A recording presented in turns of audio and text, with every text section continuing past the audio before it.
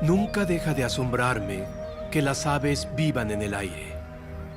Su ambiente es este fluido invisible que nos rodea, la atmósfera.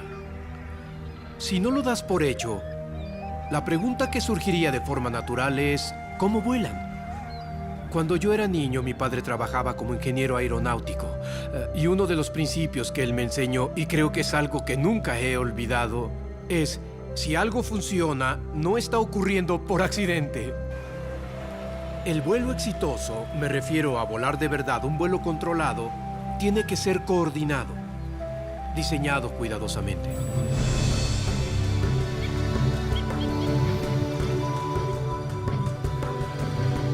Me imagino a los seres humanos sentados, observando a las aves por milenios, anhelando hacer lo que hacen las aves, y finalmente, para fines del siglo XIX y principios del siglo XX, descubrimos cómo hacerlo, con ayuda de una máquina.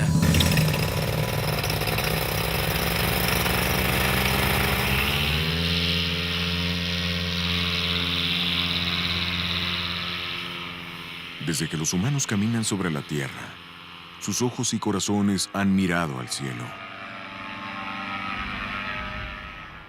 Nuestra fascinación por el vuelo y el deseo de experimentarlo ha inspirado un sinnúmero de inventos que pueden elevarnos, al menos momentáneamente, hasta el mundo de las aves.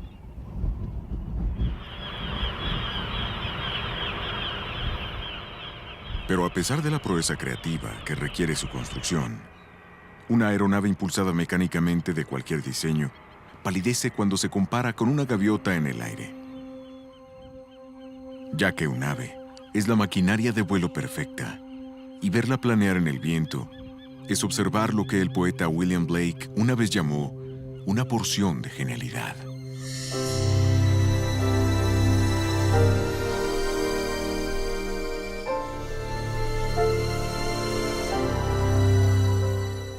Más de 9,000 especies de aves han sido identificadas en el mundo, y casi todas ellas pueden volar. Se desarrollan en cualquier ambiente. Cada una está equipada para resistir desafíos específicos del clima y de la geografía, y cada una es el resultado de un proceso biológico ejecutado a la perfección dentro de un receptáculo maravilloso.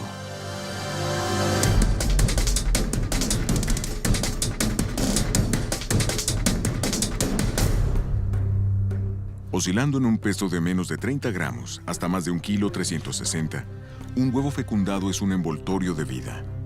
Una fábrica donde los mecanismos que contendrán todas las facetas de la existencia de un ave son elaborados meticulosamente en cuestión de semanas.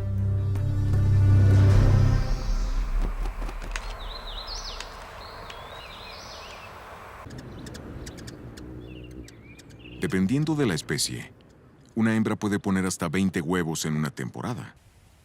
Luego se dedicará a su cuidado durante todo el periodo de incubación, que por lo general dura entre 2 y 7 semanas.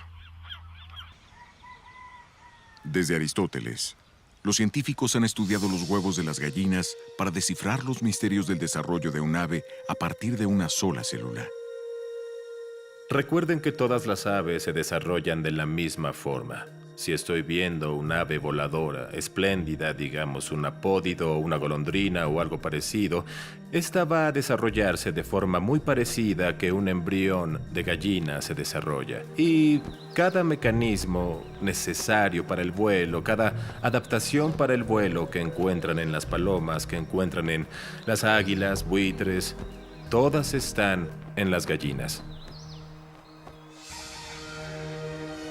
El proceso de desarrollo empieza poco después de la fecundación y se acelera cuando se pone el huevo, ya que miles de células rápidamente se multiplican y organizan dentro del cascarón protector. En las primeras horas, vemos las bases de este organismo que comienzan después de poner el huevo. Ven el frente, el reverso, la parte superior e inferior, y todo esto trabaja en un torrente de eventos. ¿Dónde estará la cabeza? ¿Dónde estará la cola? ¿Qué es izquierda o derecha? ¿Cuál es el frente y la parte trasera? Estos principales ejes ya fueron establecidos, y mientras estas células se mueven y se dirigen a los lugares en el embrión donde van a desarrollarse, también cambian en lo que se convertirán finalmente. Se están comprometiendo, en muchos casos, irreversiblemente a funciones muy particulares.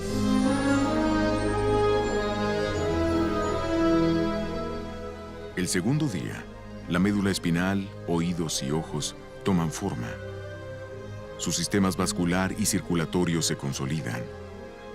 Y su corazón late por primera vez. A las 46 horas, la cabeza del embrión empieza a arquearse en posición fetal.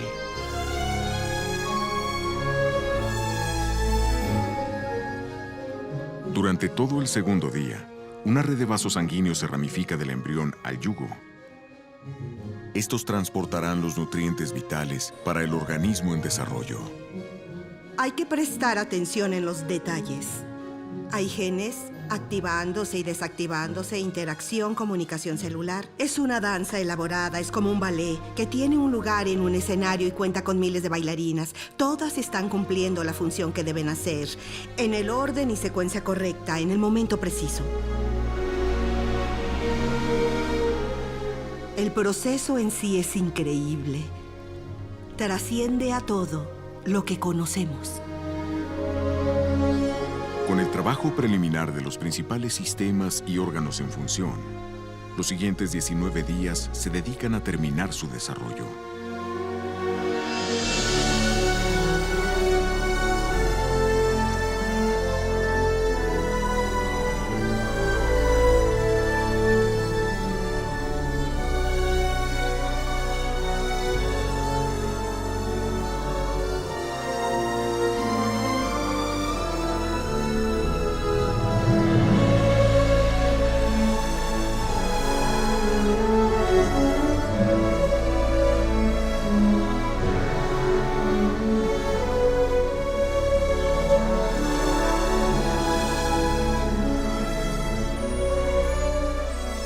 Partimos de esa única célula que no se podía convertir en nada. Y en 21 días, miles de millones de células hacen cientos y cientos de tareas diferentes en el organismo. La velocidad, la eficiencia, la elegancia de todo el proceso.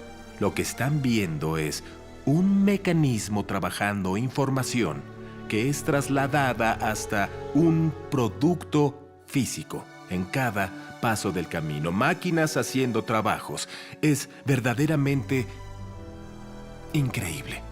Verdaderamente increíble.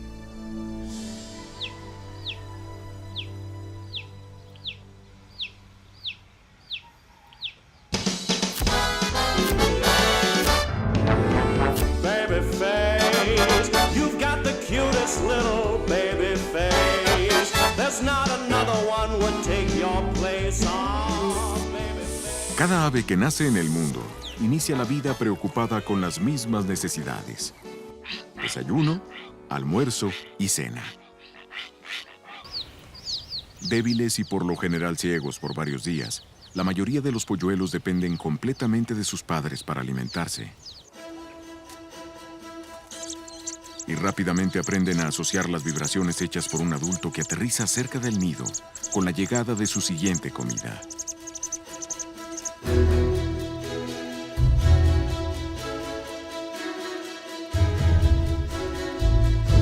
Cuando las jóvenes aves crecen, sus músculos se fortalecen.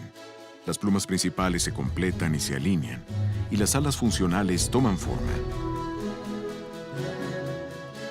Todo está listo para el esfuerzo que definirá el resto de su vida: el vuelo.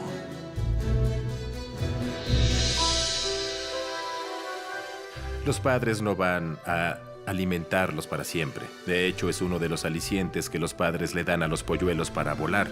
Se apartan de ellos, no llevan comida al nido y por lo tanto, ellos tienen que salir a conseguirla. Entonces vemos a los polluelos preparándose para este desafío, se paran justo en el borde del nido y empiezan a sentir lo que esas alas pueden hacer por ellos.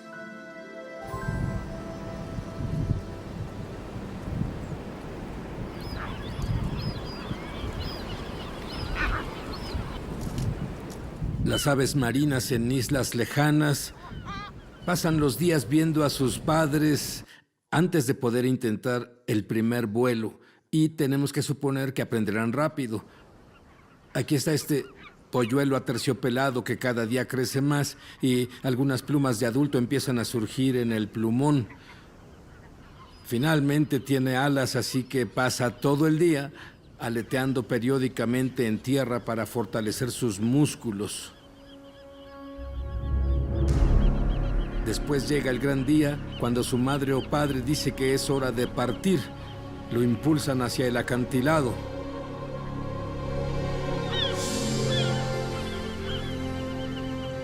El polluelo salta del risco y se lleva la gran sorpresa que si extiende sus alas como sus padres, puede volar, puede planear.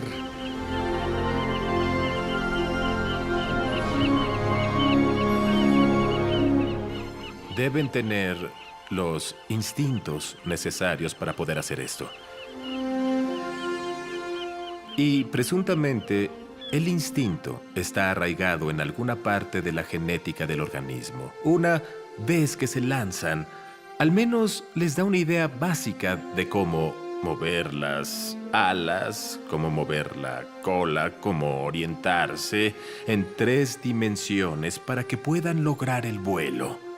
Y de alguna forma u otra, las aves que vuelan tienen esto bien adaptado.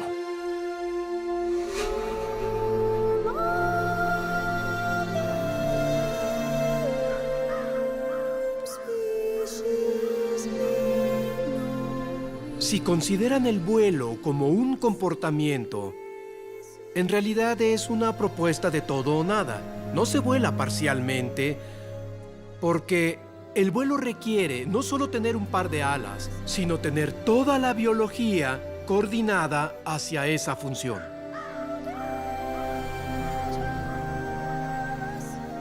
El vuelo aviar depende de un equilibrio vital de diseño aerodinámico, fuerza física y peso mínimo. Cada parte de la anatomía del ave ayuda a cumplir con este criterio.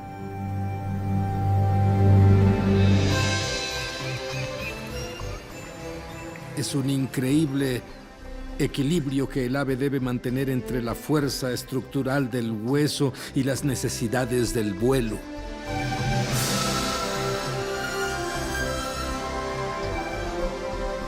Para poder volar, un ave debe ser lo suficientemente fuerte para liberar su cuerpo de los grilletes de la gravedad y ligero para mantenerse suspendida en el aire. El sistema esquelético es vital para lograrlo. Este pelícano adulto pesa más de 9 kilogramos y tiene la fuerza para volar miles de kilómetros antes de aterrizar. Aún así, todo su esqueleto pesa menos de 800 gramos. ¿Cómo? La mayoría de los huesos de las aves son huecos y son reforzados por una red interna de vigas y soportes. El resultado es una estructura ligera pero durable que puede resistir el estrés constante del aleteo, el despegue y el aterrizaje.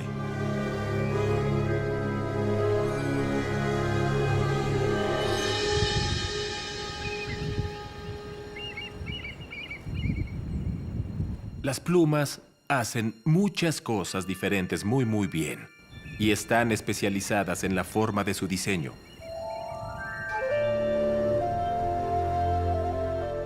Las aves están cubiertas por varios tipos de plumas. Las más cercanas a la piel son el plumón suave y grueso que proporciona un excelente aislamiento. Este plumón está cubierto por varias capas de plumas de contorno y plumas primarias.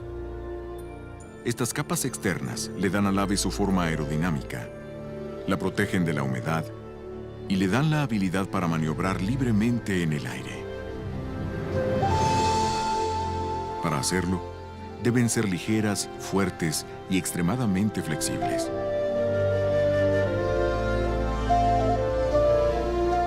Cuando un ganso del Canadá se acerca a un estanque, las plumas primarias en las puntas de sus alas se doblan y se abren, como una persiana veneciana. Al mismo tiempo, el álula, 3 plumas adheridas a un hueso pequeño, se levanta para crear una ranura que altera el camino del aire turbulento que se precipita al ala.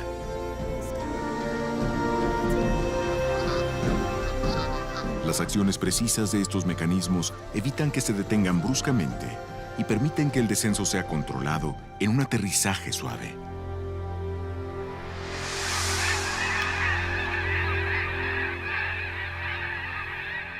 Se necesitan músculos especializados para mover las alas, así que los músculos pectorales en particular son muy grandes. Cientos de músculos, tendones y ligamentos impulsan una diversa gama de movimientos en las alas.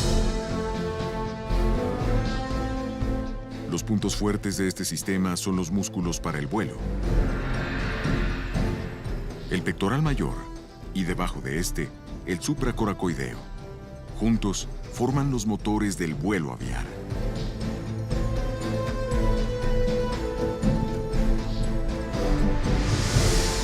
Cuando los músculos pectorales se contraen, tiran hacia abajo del húmero en cada ala, creando impulso y ascenso.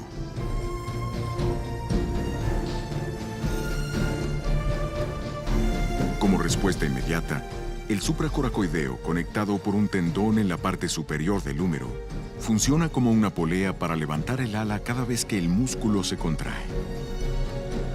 Este es otro diseño fantástico, porque este sistema de poleas elimina la necesidad de un músculo grande y pesado sobre el hombro que levante el ala nuevamente. En su lugar, los músculos para el vuelo están debajo de las alas, donde ayudan a crear un centro de gravedad compacto que estabiliza el cuerpo del ave en el aire.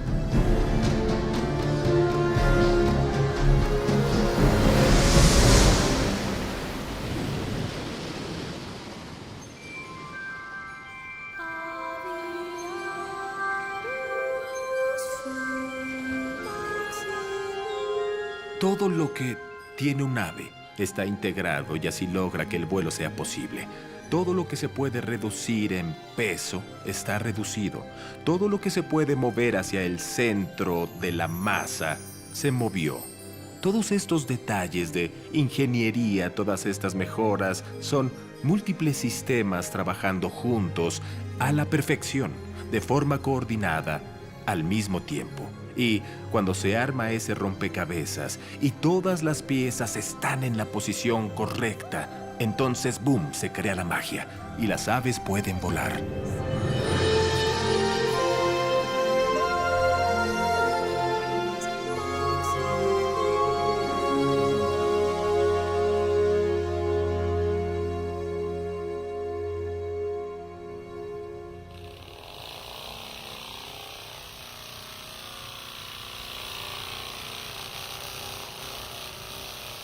En noviembre de 2011, la revista Time reconoció una aeronave en miniatura como uno de los mejores inventos del año. Diseñado para imitar un colibrí volando, el nanovehículo aéreo o NVA fue desarrollado por un equipo de ingenieros en el sur de California. Este prototipo de dron de vigilancia experimental está equipado con una videocámara y puede planear, girar y volar en cualquier dirección. Es un trabajo de ingeniería sensacional. Un trabajo increíble, en especial al considerar que todas las partes se encuentran dentro de un paquete que pesa prácticamente lo mismo que una batería. Pero en términos de su complejidad y habilidades, el NVA sigue estando años luz detrás del ave que inspiró su creación. El colibrí debe ser una de las aves más fascinantes que he encontrado. Se ha convertido en un pasatiempo en mi vida el estudiarlo y filmarlo, llegar a conocerlo. Hay 343 especies reconocidas hoy y todas ellas se encuentran en Norteamérica, Centro y Sudamérica. Vibrante, hermoso e increíblemente original, el colibrí se encuentra entre las criaturas más impresionantes del planeta. Suelen describirlos como los helicópteros de la naturaleza. Sus demostraciones acrobáticas, impulsadas por alas que pueden aletear más de 100 veces por segundo, son inigualables en el mundo aviar.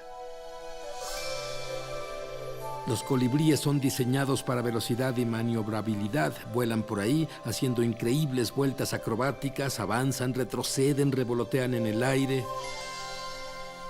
La cola es un órgano de equilibrio, ayuda a girar en la dirección que se requiere. Puede levantarla para subir, puede bajarla para quedarse quieto, puede usarla para ir de un lado a otro. Es muy manejable. Los músculos del vuelo en un colibrí típico representan el 43% de su masa corporal. Eso les da un tremendo poder para hacer esta clase de maniobras que la mayoría de las aves ni siquiera sueñan con lograr.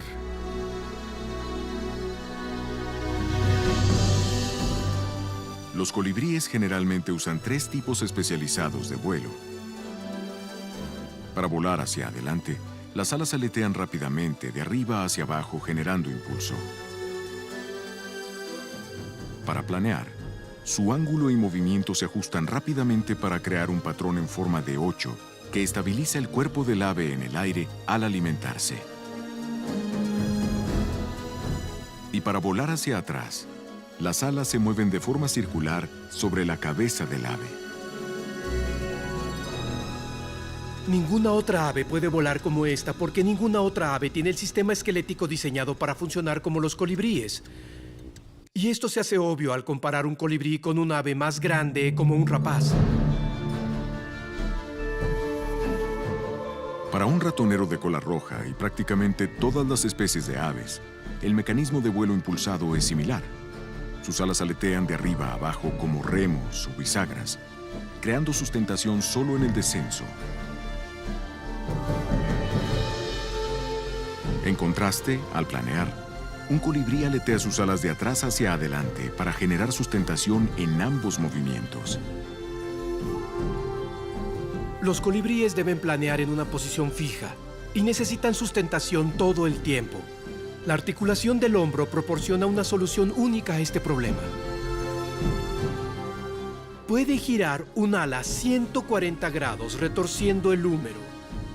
Y cuando el hueso gira, toda el ala se invierte como si volviera a subir para generar la parte de sustentación que se requiere para mantener la estabilidad en el aire. El minucioso estilo de vida del colibrí también se mantiene por sus sistemas muscular, metabólico y circulatorio. Para mantener esta masa de músculos para el vuelo llena de sangre que lleva oxígeno, el corazón del ave tiene que latir unas 1250 veces por minuto.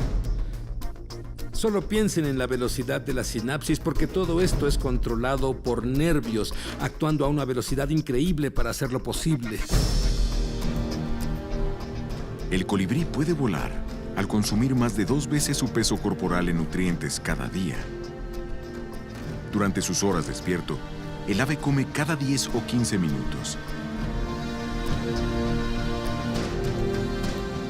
Se ha calculado que, para sobrevivir, un ser humano adulto con un metabolismo parecido necesitaría 78 kilogramos de comida cada 24 horas. La ingeniería demostrada en la anatomía del ave, de nuevo, es ingeniosa. La lengua del colibrí mide el doble que su pico para poder llegar a lo profundo de la flor. Y hasta hace muy poco, muchos científicos creían que las aves dependían de la acción capilar para atraer el néctar a través de su lengua y hasta la boca, como si el agua espontáneamente subiera a través de una pajilla en un vaso. Pero los fascinantes descubrimientos en la Universidad de Connecticut demuestran que los mecanismos involucrados son más dinámicos de lo que consideraron.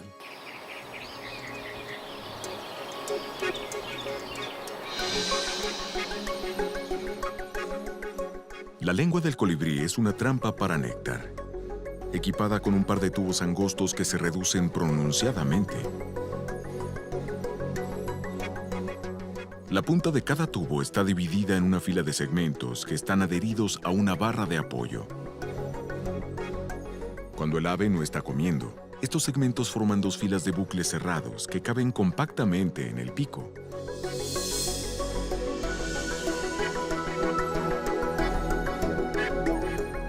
Pero cuando el colibrí se alimenta, su lengua sufre una transformación dramática.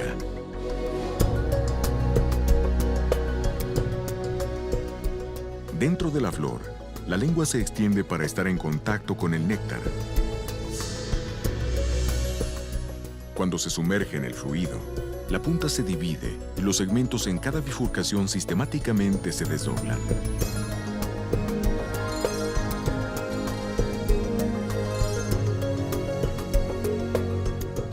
Luego, cuando se retira la lengua, los segmentos se cierran para sellar y capturar el néctar, y así entregarlo a la boca del colibrí.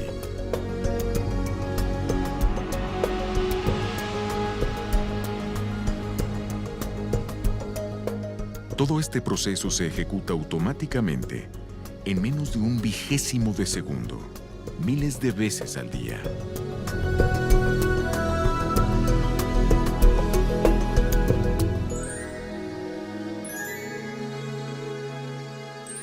De flor en flor, en flor, en flor, este brillante cuerpo iridiscente prácticamente tiene la calidad de una joya.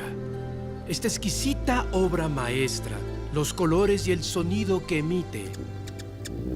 Creo que, en algunos aspectos, la maravilla de un colibrí casi trasciende al idioma, y nosotros respondemos a lo que vemos a un nivel, en verdad, podría decir que más profundo que el raciocinio. No es irracional, pero es como la respuesta a la obra de un artista. Y a ese nivel respondemos con el alma y con emociones.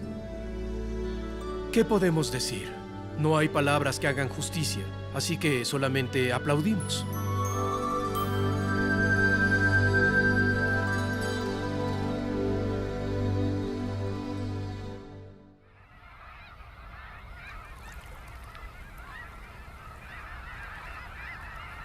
El mundo aviar es toda una gama de lo misterioso e inesperado. Una exhibición de comportamientos que pueden sorprender, inspirar y maravillar el corazón humano.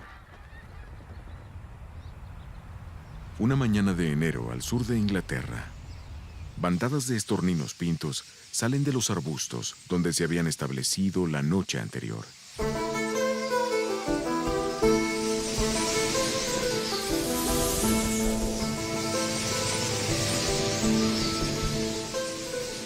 En una explosión de movimiento y sonido, las aves se dispersan a la campiña cercana, donde se alimentarán todo el día. 12 horas después, regresarán para ser parte de una de las demostraciones más espectaculares de la naturaleza. Para el cineasta Dylan Winter, los estorninos han sido una fuente de fascinación y estudio. He sido fotógrafo de la vida salvaje tal vez unos 30 años y he filmado la conducta animal por todo el mundo. Pero en realidad no he visto nada que se compare con lo que pasa aquí en Otmur, que está a 5 kilómetros de mi propia puerta. Es algo que te deja sin aliento. Es algo casi inexplicable. Y esta noche será perfecta. Al anochecer, pequeños grupos de estorninos empiezan su viaje de regreso a los juncos y ciénagas que los cobijaron la noche anterior. Los estorninos son viajeros de largas distancias. Viajan más de 50 kilómetros para llegar al lugar elegido y siguen corredores aéreos invisibles serpenteando a través de la campiña, evitando la turbulencia que puede retrasarlos. Todos regresan juntos para estar abrigados y a salvo en una bandada grande.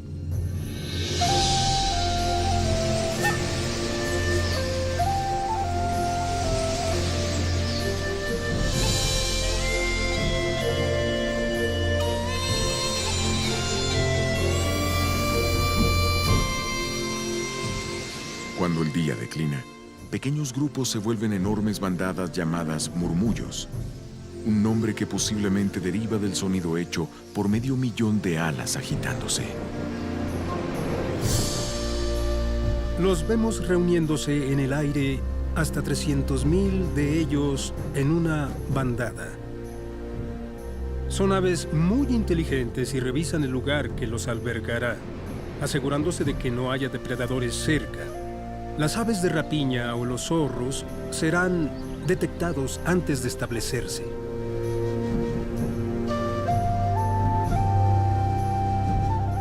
Al terminar de analizar los arbustos, la bandada se reúne por última vez y como un organismo gigante, vuelan elegantemente a través del cielo del ocaso.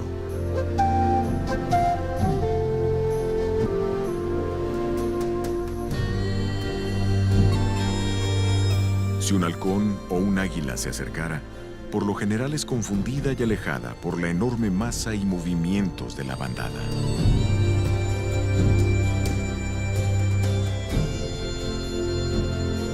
Al verlas a través del lente, de hecho no puedes creer que no choquen entre ellas. Ellas giran y se mueven, se acercan demasiado. El cielo casi oscurece con la densidad de la bandada. Luego puedes escuchar este rugido en el aire. De pronto se precipitan como una piedra de granizo gigante. Es asombroso poder ver cuando llegan a los arbustos para descansar.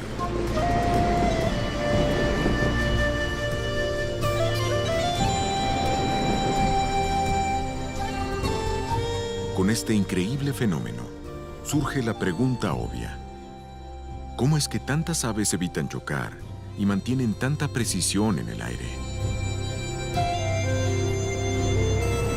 A pesar de que aún no se ha resuelto todo el misterio detrás de los murmullos, estudios recientes en Italia y los Estados Unidos han otorgado al menos una explicación parcial.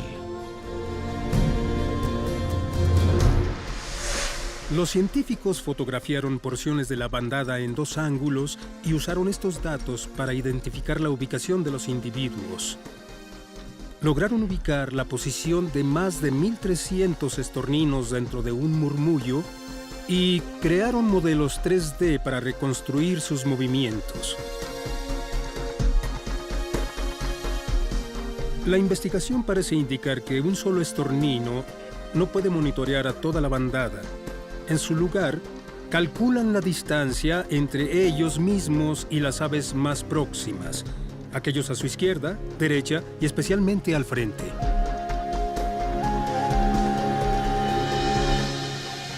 Cada estornino monitorea solo la posición de 6 o 7 de las aves más cercanas y parece seguir una simple regla. Cuando el vecino se mueve, también yo.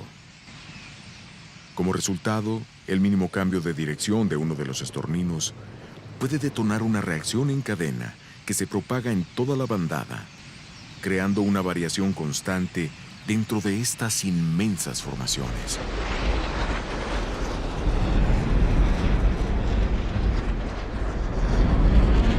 Son como pilotos de combate que vuelan en formaciones cerradas, donde pueden estar a 45 centímetros de distancia entre ala y ala. Usan una característica llamada distancia topológica, donde los pilotos en realidad no están monitoreando toda la formación. En su lugar, observan al vecino más cercano y responden a cada movimiento que hace en el aire.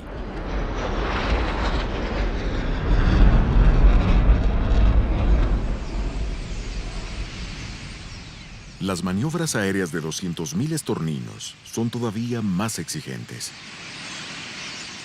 Las aves deben sentir y reaccionar a las oscilaciones de la bandada en menos de 100 milisegundos, unas 3 veces más rápido que el parpadeo del ojo. Y sus decisiones instintivas son perfectas. Es un ballet, una coreografía que apenas comenzamos a entender.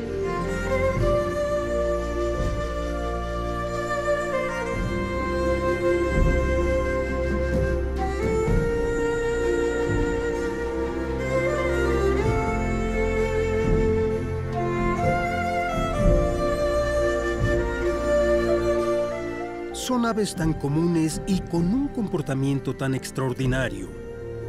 Hemos aprendido mucho sobre los estorninos, pero hay preguntas importantes que todavía no podemos contestar. Estos murmullos son tridimensionales. La bandada se mueve en varias direcciones a la vez, pero no parece haber un líder en específico. Entonces, ¿quién decide si giran a la izquierda o a la derecha? O si forman una esfera gigante o un león feroz en el cielo. ¿Quién envía el mensaje de que es hora de lanzarse en picada a los juncos para descansar? ¿Y cómo se transmite a 1000 aves en un instante? Tal vez nunca tendremos las respuestas y está bien por mí, porque cada vez que vengo aquí en una tarde de invierno, aún siento escalofríos y me asombra. Me voy de aquí pensando, ¿no es algo maravilloso?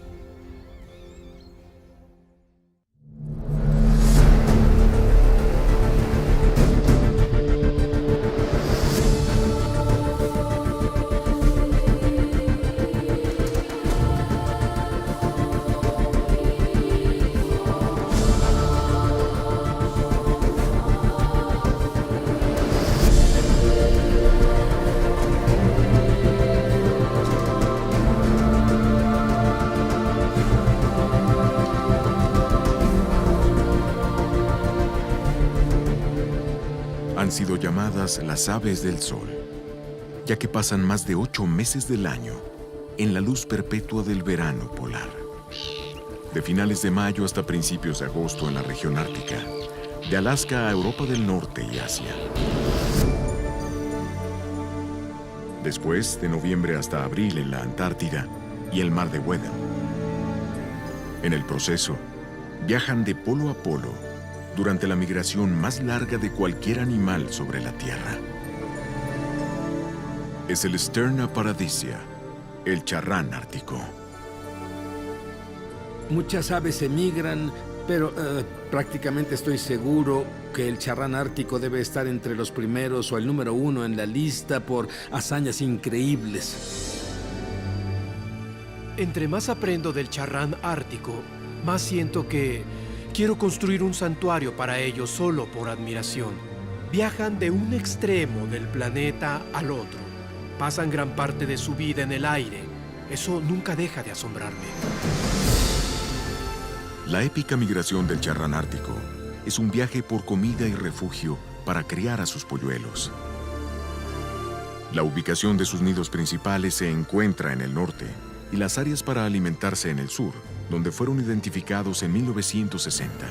Pero las aves eran imposibles de rastrear sobre el mar abierto, así que prácticamente no se tenía un conocimiento detallado sobre su ruta real de migración.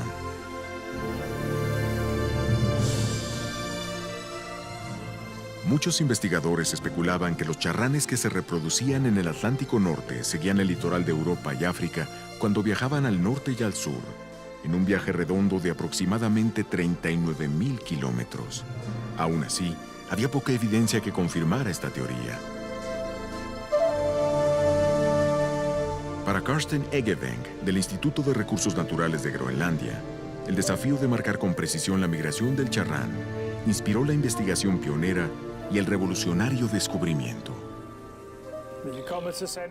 Desde que era niño, he observado las aves. Sabía del charrán ártico.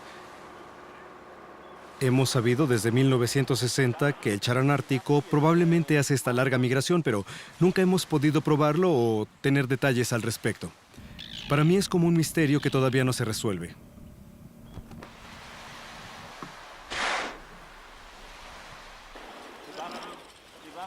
En el 2007, Eggeveng dirigió una expedición a Sand Island, un pedazo de tierra desolado al noreste de la costa de Groenlandia. Aquí, 1000 parejas de charranes árticos llegan cada junio para alimentarse, aparearse y poner huevos.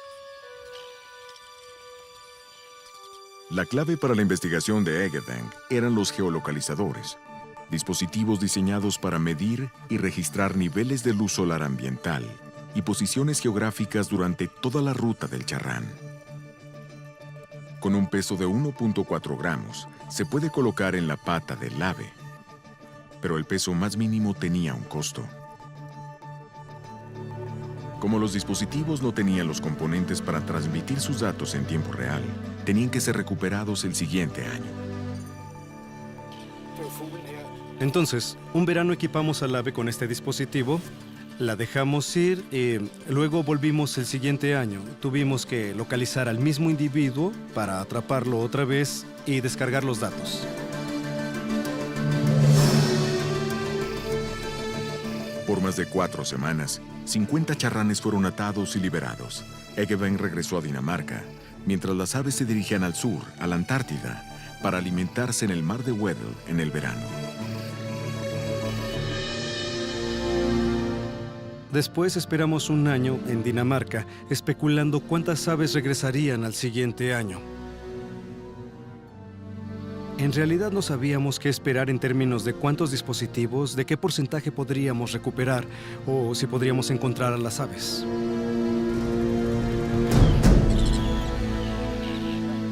En julio del 2008, Egeven regresó a Sand Island y empezó la tarea de retirar los dispositivos, una tarea que parecía imposible. Definitivamente llevó mucho tiempo encontrar al ave el siguiente año. Tuvimos que encontrar el ave en el aire y luego seguirla a su nido. La única forma de lograrlo es pasando ahí mucho tiempo y mirando en el aire a cientos de charranes árticos al mismo tiempo. Estábamos buscando una pequeña argolla con un pequeño dispositivo. Era muy difícil detectar el rastreador en el aire. Cuando descubríamos el dispositivo en la pata del ave, manteníamos la mirada fija en el ave y la seguíamos a tierra. Esta nos mostraba su nido y luego podíamos poner una trampa para atrapar al ave.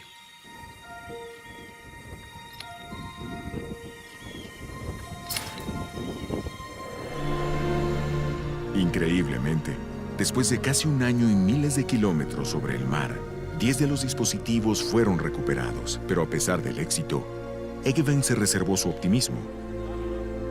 Su aislado campamento no tenía electricidad para descargar los datos. Para confirmar que el equipo había funcionado, tenían que esperar a regresar a Dinamarca. Esperé un mes para regresar a mi oficina antes de descargar los datos.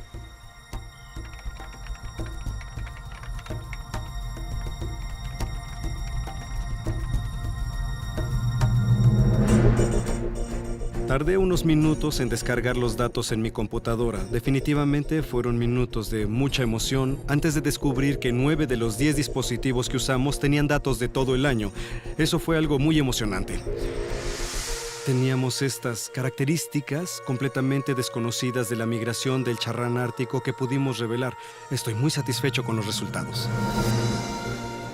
En enero del 2010, Carsten Egeven publicó sus hallazgos en el registro de la Academia Nacional de Ciencias. Su trabajo atrajo la atención internacional y arrojó nuevos datos sobre la migración más larga del mundo. El primer descubrimiento de Egeven fue un punto biológico en medio del Atlántico Norte. Al dejar Groenlandia, las aves se detuvieron para comer por casi un mes en las profundas aguas ricas con vida marina, una ubicación ideal para buscar reservas de combustible para el resto del viaje.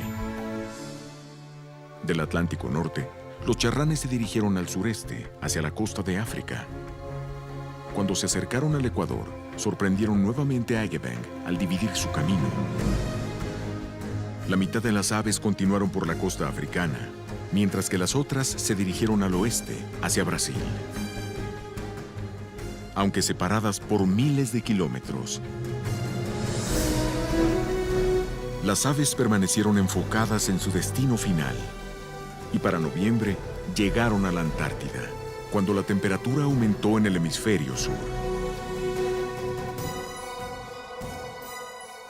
Cuando el ave se encuentra en la Antártida, hay un aumento de plancton seguido por enormes cantidades de peces pequeños. A principios de abril, los charranes ya descansados y reabastecidos sienten que se acerca el invierno y en días, toda la población viaja al norte.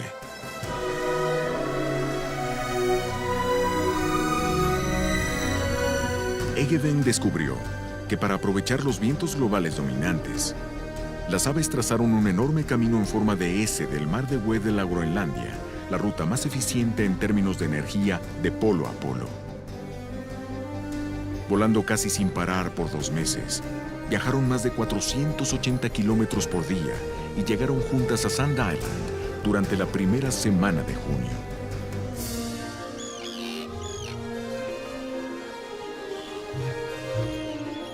El momento de su llegada era vital para el tiempo disponible para aparearse, poner huevos y criar a sus polluelos, que es solo de 8 semanas.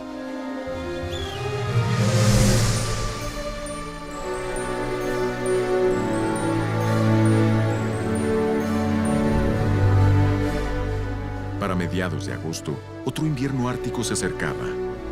Y una vez más, estas aves del sol instintivamente viajaron al sur.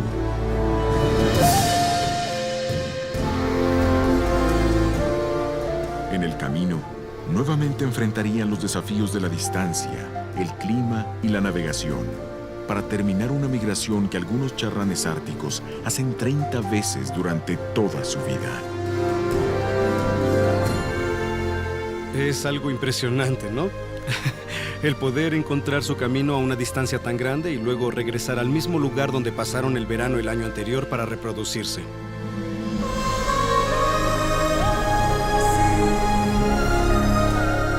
El viaje de ida y vuelta anual del charrán ártico es de aproximadamente 70,000 kilómetros. Y si se extrapola eso a todo lo largo de su vida, viajan aproximadamente 2.4 millones de kilómetros. Es la misma distancia si un charrán ártico pudiera viajar a la Luna y regresar 3 veces durante su vida. En verdad es increíble.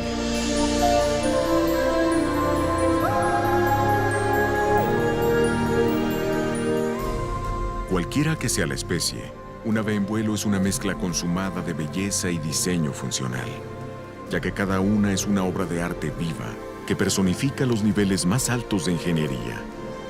Actualmente, en este siglo, su origen sigue inspirando una búsqueda que lo explique. Había un término en la filosofía de las ciencias que se usó ampliamente a principios del siglo XIX, y ese término es vera causa, causa verdadera. ¿Cuál es la causa verdadera de algo? En el caso del origen del vuelo, hay una compleja función que tiene toda esta anatomía y comportamiento asociados. Y la pregunta que deberíamos hacernos es, ¿cuál es la causa que justifica que pase? ¿Cuál es la vera causa del vuelo aviar? Desde finales del siglo XIX, casi todas las investigaciones se han limitado a procesos naturales, particularmente la evolución darwiniana. Esta visión de la biología ha provocado el surgimiento de varias teorías para el origen de las aves voladoras.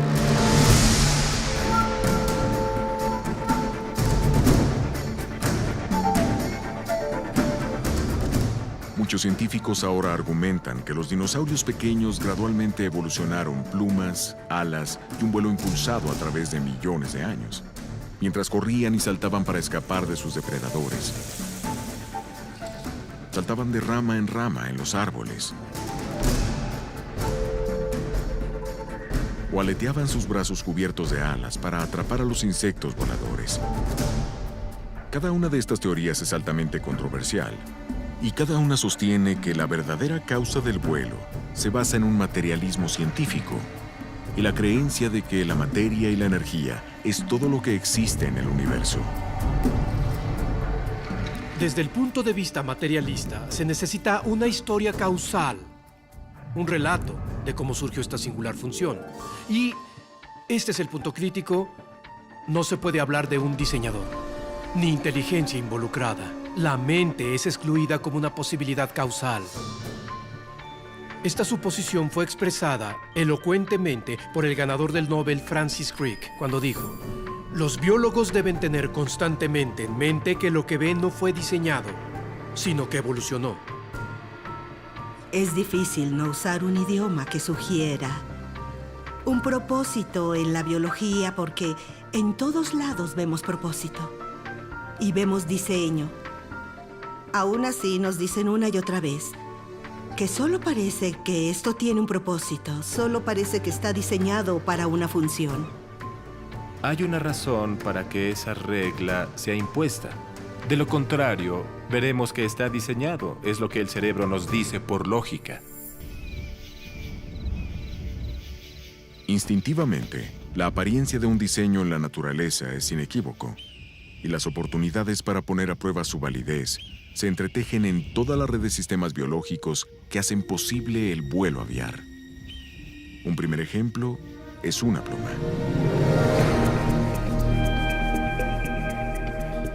Las plumas de un ave están diseñadas para crear un perfil fuerte y eficiente que produce sustentación cuando el aire se mueve rápidamente por la parte curveada del ala y lentamente por debajo de esta. Como consecuencia de eso, hay una presión diferencial. Hay más presión subiendo por la parte inferior del ala de la que hay sobre el ala. En cierto sentido, el ave es succionada hacia el aire. Cuando un ave planea o aletea, una red de músculos, ligamentos y huesos constantemente se ajustan a la posición de sus alas para lograr una mejor maniobrabilidad. La precisión inherente de este sistema es aún más evidente cuando la estructura de una sola pluma se magnifica. Una pluma puede contener 1.000.000 de partes individuales y su estructura en general se apoya en un eje hueco que corre en el centro. Después, ramificándose en forma diagonal desde el eje, cientos de hebras llamadas barbas le dan a las plumas su flexibilidad y forma aerodinámica. Y si nos acercamos más, vemos que cada barba apoya cientos de estructuras aún más pequeñas llamadas barbillas. Las barbillas están colocadas en juegos de parejas opuestas. Aquellas que se extienden de un lado de una barba apoyan un grupo de ganchillos microscópicos.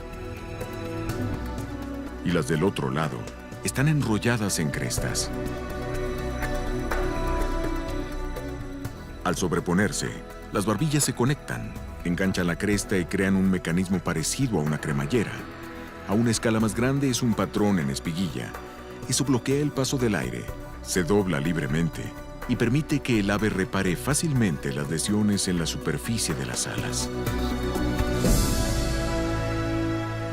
A menos que esos componentes individuales que vemos en las aves trabajen juntos apropiadamente, no se puede tener una pluma funcional.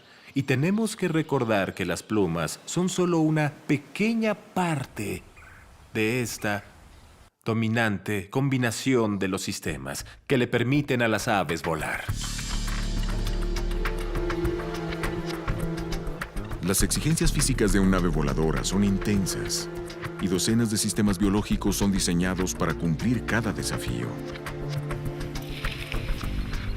Las enormes cantidades de energía y fuerza que un ave requiere se producen en los corazones que laten más de 500 veces por minuto. Los imponentes músculos del pecho que impulsan implacablemente sus alas. Los sistemas respiratorios más eficientes en el reino animal. Y sistemas digestivos diseñados para alimentar metabolismos muy rápidos sin poner en riesgo los estrictos requerimientos de peso para volar. Las aves también dependen de sistemas de navegación que pueden rastrear el Sol, las constelaciones y el campo magnético de la Tierra. Un giroscopio interno que estabiliza la orientación de sus cuerpos durante movimientos rápidos en el aire.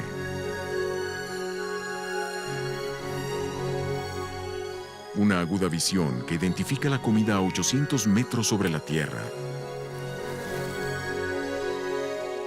Y varios instintos que dan pie y dirigen los viajes de migración a través de océanos y continentes. Obviamente, están coordinando muchos sistemas diferentes que deben tener esta exactitud para que el ave vuele. Y entre más sistemas y componentes estén involucrados, es mayor el desafío para explicar cómo es que todos se unen de forma tan precisa en un ave.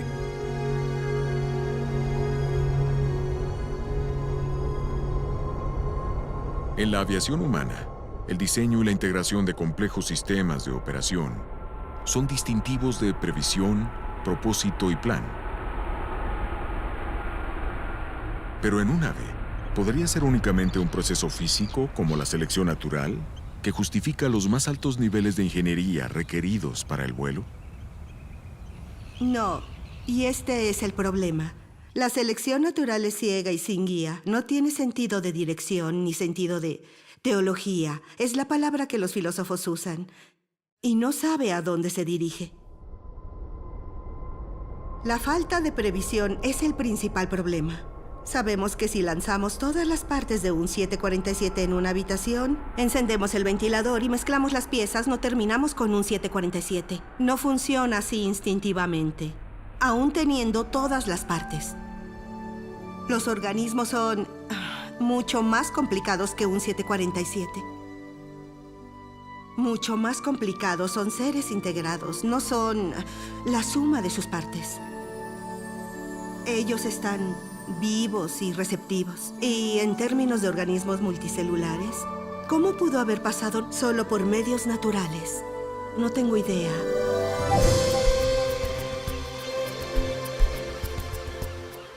Esta es la conclusión. Si vemos la anatomía de un ave, su comportamiento, su metabolismo, la estructura de sus plumas, la estructura de sus músculos, etc., son múltiples puntos independientes en un espacio complejo. Y es de donde surge el vuelo.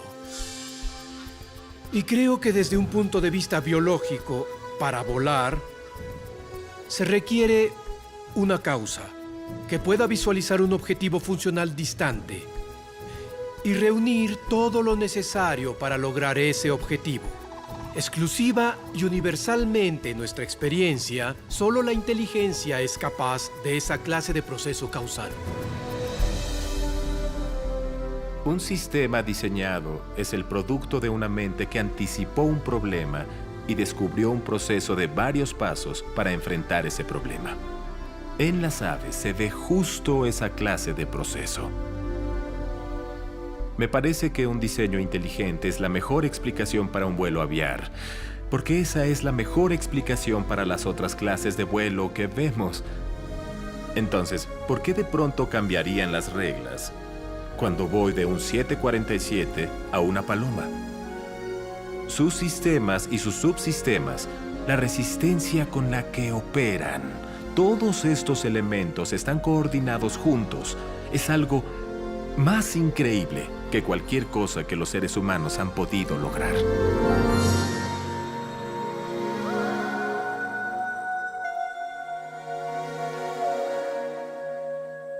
Son maravillas de la ingeniería.